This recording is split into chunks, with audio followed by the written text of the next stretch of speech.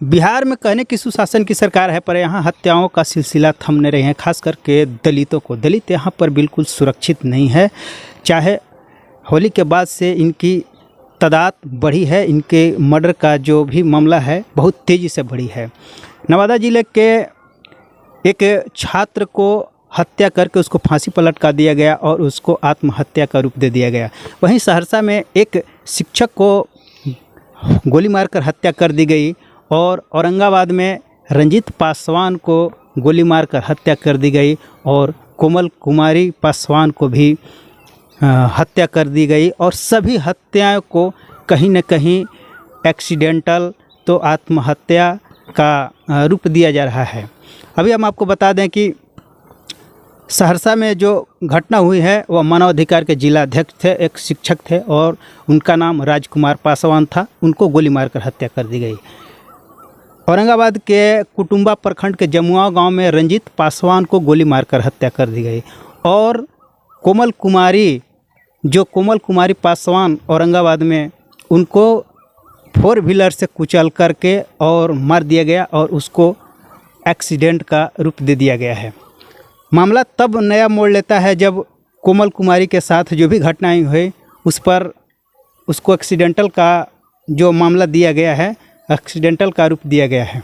हुआ यूँ कि कोमल कुमारी अपने सखियों के साथ, अपने बहन के साथ होली खेल रही थी और उसका जो कीचड़ था, होली खेलने के क्रम में उसका कीचड़ जो था से उसके सामने ही दबंग का मतलब घर था और उसके किवाड़ पर पड़ जाता है और उधर से दबंग उस पर गाली गलौज करते हैं। इससे भी मन नहीं भरता है तो उसको अपनी गाड़ी निकालते हैं और उसको रौंद देते हैं। हालांकि वो दबंग का पिता जो है सो लोक जनशक्ति पार्टी का एक नेता है और इसके वजह से लोक जनशक्ति पार्टी ने भी इस मामला को एक्सीडेंटल कर दिया है कि यह एक एक्सीडेंटल मामला है।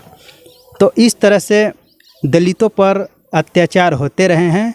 उनके बहन बेटियों को बलात्कार करके उसको हत्या की जा रही है, दलितों को हत्या की जा रही है और कहीं न कहीं उस मामला को एक्सीडेंटल दे दिया जा रहा है। मामला तो तब बनता है जब दलित पर हत्याएं हो रही है और उस हत्याओं को अगर संज्ञान में लेकर के उस पर उचित कार्रवाई किया जाए तो कहीं हत्याएं का सिलसिला रुक सकता था। लेकिन जब हत्याएं हो रही है और उसी क्रम में उसको एक्सीडेंटल का मामला दिया जा रहा है, आत्महत्या का मामला दिया जा रहा है, तो सुसाइड का मामला दिया जा रहा है और इसके वजह से जो भी हत्यारे हैं उसको मन बढ़ रहा है और वो भी क्या कर रहे हैं, उस हत्या को और तेज़ी से कर रहे हैं। तो बिहार में कहीं भी दलित जो है सुरक्षित नहीं है और हत्याएं की सिलसिला जारी है। तो मैं प्रशासन से, सरकार से यह मांग करता हूं कि आप जो है, सुशासन की तो सरकार आपकी है, बहुत अच्छी बात है, लेकिन जो दलितों पर अत्याचार हो रहे हैं, उनकी हत्याएं हो रही है, उनको हत्याएं करके उनको एक्सीडेंटल का रूप दिया जा रहा है, यहाँ पर दबंग को आप बढ़ावा दे रहे हैं, तो इस हिसाब से दलित कहीं भी सुरक्षित नहीं है।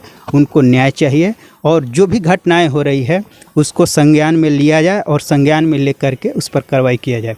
हालांकि जो भी घटनाएं औरंगाबाद में हुई है, बहुजन समाज पार्टी के प्रदेश कमेटी वहां पर गई, लोगों से मिली और वहां पर सभी को ढाढ़स बंधाया और उन्होंने यह दिलासा दिया कि हम किसी भी हाल में आपको न्याय के लिए लड़ाई करेंगे और लड़ेंगे। हालांकि बहुजन समाज पार्टी की बात जब आती है तो यूपी में बहुजन समाज पार्टी की 4 बार सरकार बनी और यूपी के सीएम जब बहन कुमारी मायावती थी तो वहाँ पर लॉ एंड ऑर्डर चला था और वहाँ पर बड़े बड़े दबंग जो थे सो यूपी छोड़कर भाग गए थे। तो वहाँ पर सभी को एक कानून मिला था, एक कानून व्यवस्था मिला था और एक मतलब कि संविधान का वहाँ पर राज चल रहा था, कानून का राज चल रहा था। तो वैसे भी सभी को कानून की राज चाहिए, तो वैसे सीएम की ज़रूरत है, वैसे सरकार की ज़रूरत है जो जिसके डर से दबंग भाग जाएं। धन्यवाद। वीडियो कैसी लगी वीडियो को कमेंट करें, शेयर करें, सब्सक्राइब कर लें।